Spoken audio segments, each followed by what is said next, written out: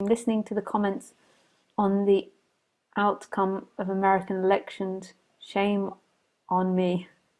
Well, I mean, we're all in shock. We can't believe it that a TV star, although Reagan apparently was, or Reagan was apparently one.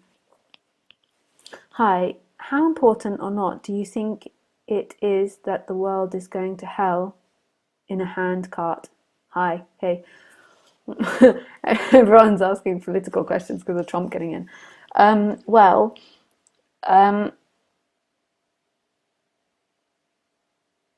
uh, to be honest,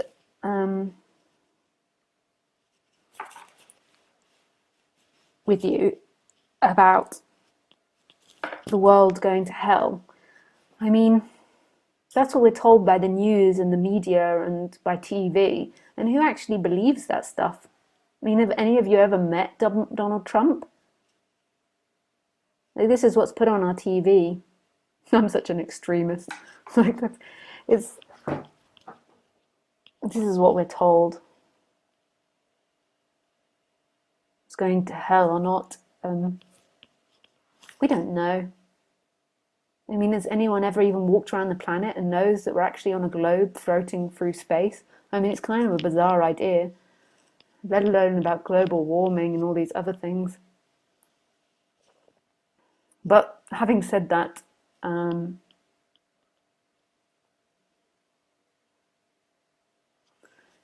you're on Skype, Ethan? Can you add me on Skype? Oh, hey, Ethan. Oh, hey, there you are. Hey. Nice to meet you. Yeah, and you. Uh, yeah, I was just wondering about.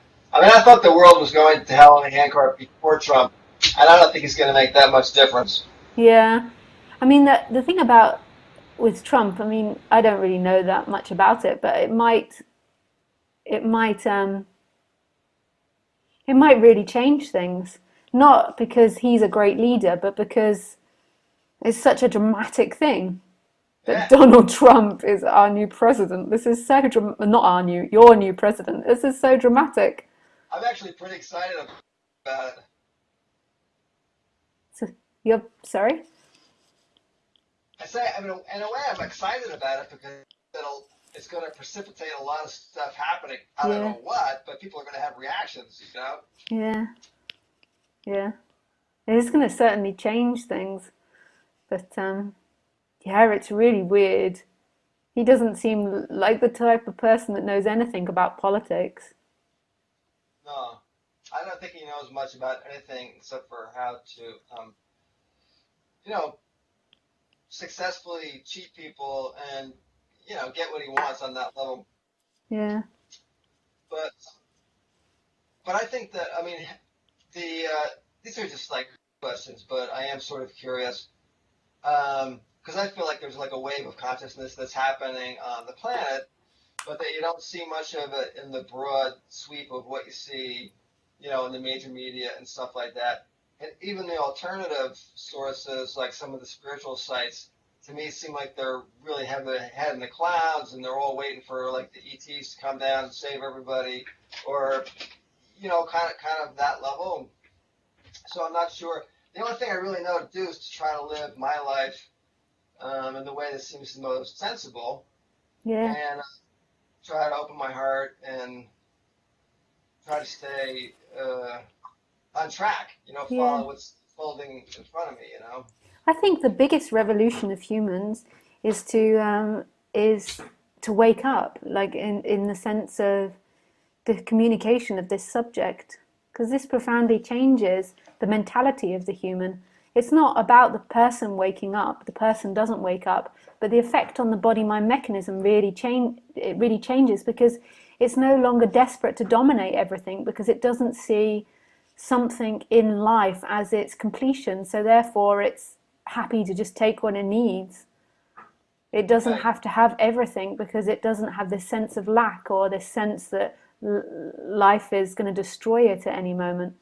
It still takes things, but it doesn't overly take. At the moment, most of the population is overly taking because they're afraid. Yeah. So I think that this is the biggest revolution there is communicating this subject. I used Yeah. to think that it was about political activity or communicating to people how they should live their lives, as in ethically live their lives. But it doesn't work unless the mentality changes. The political action won't work, because that will become a new completion for people. When I worked in the middle, well, I don't know if it's quite classified as the Middle East, but when I worked in the West Bank in Palestine, I began to realize that some of the peace activists were some of the most angry and like hateful people I'd ever met before, and they were protesting for peace. And I just came to the conclusion that this isn't the way either, because they were fighting. They weren't really fighting for the Palestinians. They were fighting for their sense of injustice that they'd experienced as a kid, and therefore it made them so angry. They were seeing in the Palestinian kids or in the Palestinian families their injustices that they'd experienced, their traumas that they'd experienced, and that's what they were fighting for. And in a way, it like I could see such hatred in their eyes for the other person, because they saw that other person as doing those things to them. And Yeah. this is no way for peace. Yeah. So Yeah. I liked what you were saying a few minutes ago about experiencing the sensations and the emotional yeah. part. Because are you familiar with something called the Sedona method? No, but I've heard people talk about it before, but no, I'm not. I don't know anything about it. I'm not that crazy about it anymore because it is like a very structured approach to consciousness, but taking from the essence of that is to keep returning to experience it and getting into a place of neutrality about it. And the big trick is that like when your response is no, I don't want this experience, then you align yourself with the no, and you go, oh good, there's a no, and then you're riding the horse in the direction that it's going. Yeah, yeah. No, and this is totally. I've never been into, and I'm not into trying to replace your thoughts or feelings.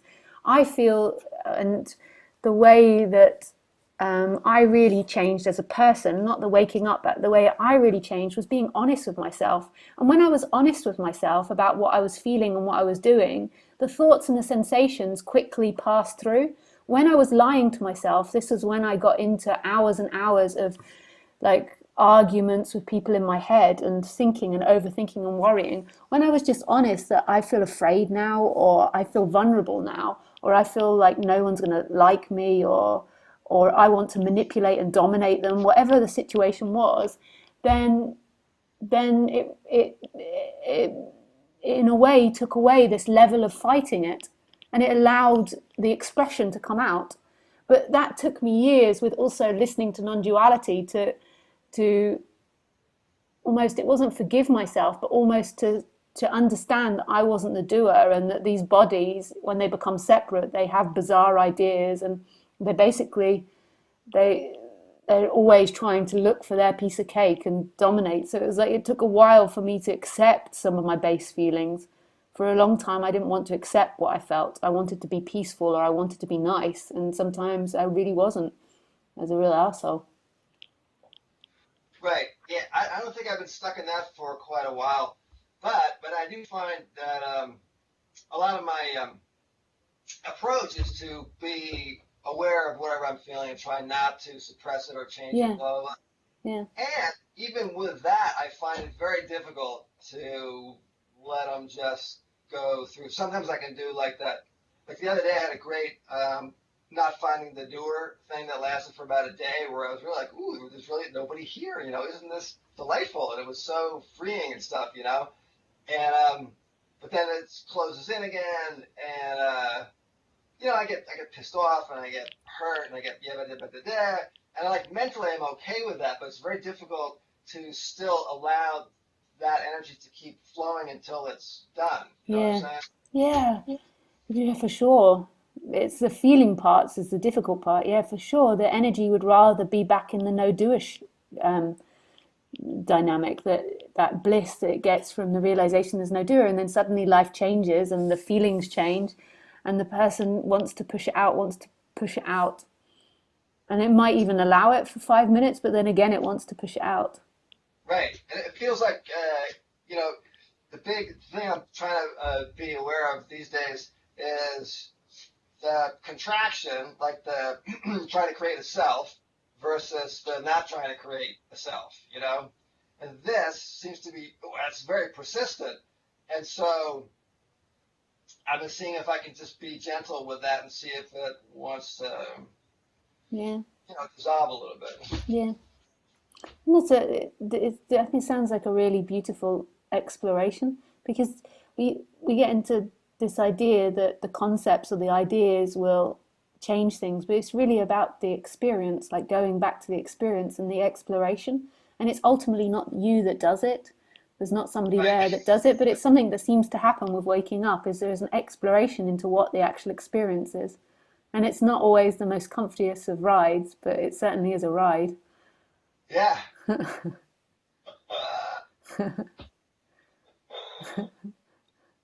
Drug free. Yeah.